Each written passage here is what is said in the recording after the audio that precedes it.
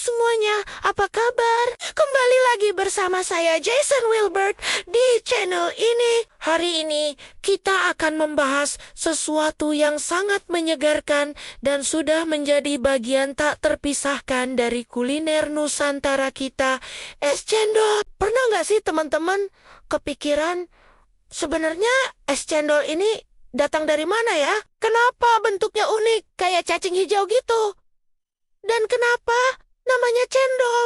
Nah, hari ini kita akan mengupas tuntas sejarah dan asal-usul minuman legendaris ini. Menariknya, es cendol ini sebenarnya punya sejarah yang super panjang loh. Konon, minuman ini sudah ada sejak zaman kerajaan di Nusantara. Awalnya, cendol dibuat sebagai minuman para bangsawan keraton. Tapi siapa sangka, sekarang jadi minuman rakyat yang bisa dinikmati semua kalangan. Soal asal-usulnya, ada beberapa versi nih. Ada yang bilang cendol berasal dari Jawa, tapi ada juga yang bilang dari Sunda, di Jawa. Nama cendol katanya berasal dari kata jendol, yang artinya benjol atau bulat lonjong. Masuk akal sih, karena bentuk cendolnya emang kayak gitu kan? Proses pembuatan cendol ini juga unik banget. Dulu, tepung beras atau tepung hangkwe dicampur dengan air daun pandan dan air kapur sirih. Terus, adonan ini diperas lewat saringan khusus dengan lubang-lubang kecil. Nah, waktu jatuh ke air es,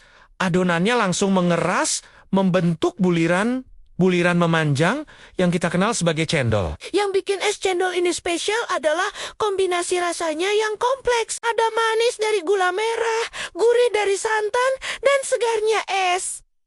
Belum lagi tekstur cendolnya yang kenyal-kenyal. Dulu, es cendol bahkan dianggap sebagai minuman mewah karena proses pembuatannya yang rumit dan bahan-bahannya yang gak gampang didapat. Nah, yang menarik nih, ternyata es cendol juga punya saudara-saudara di negara tetangga. Di Malaysia ada cendol, di Thailand ada lotchong, di Vietnam ada cibanlot. Meskipun namanya beda-beda, tapi konsepnya mirip. Minuman dingin dengan buliran hijau yang kenyal. Seiring berkembangnya zaman, es cendol juga terus berevolusi.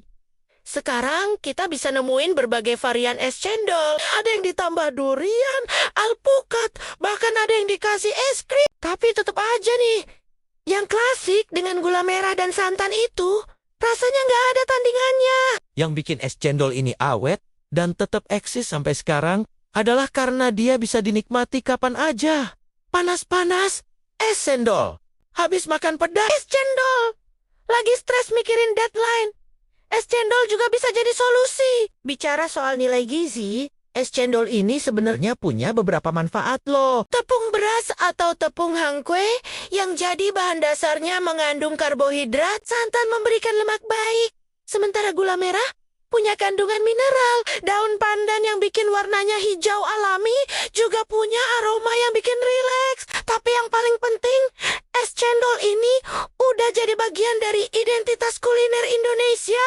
Dia bukan cuma sekedar minuman, tapi juga cerminan kreativitas dan kearifan lokal nenek moyang kita dalam menciptakan hidangan yang pas dengan iklim tropis Indonesia. Sekarang, es cendol bisa dengan mudah kita temui di mana aja, dari pedagang keliling sampai resto mewah, dari warung pinggir jalan sampai hotel berbintang. Ini membuktikan kalau es cendol itu minuman yang bisa diterima semua kalangan. Nah, gimana teman-teman?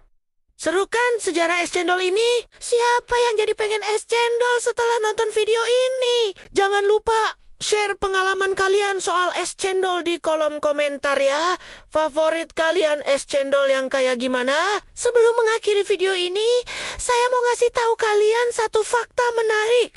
Konon katanya, dulu ada kepercayaan kalau minum es cendol bisa bikin awet muda. Walau ini cuma mitos, tapi yang pasti es cendol selalu bikin mood kita jadi lebih baik. Oke deh teman-teman, segitu dulu video kali ini tentang sejarah dan asal-usul es cendol. Semoga video ini bermanfaat dan menambah wawasan kalian tentang kuliner Nusantara kita yang kaya ini. Jangan lupa like, komen, dan subscribe ya.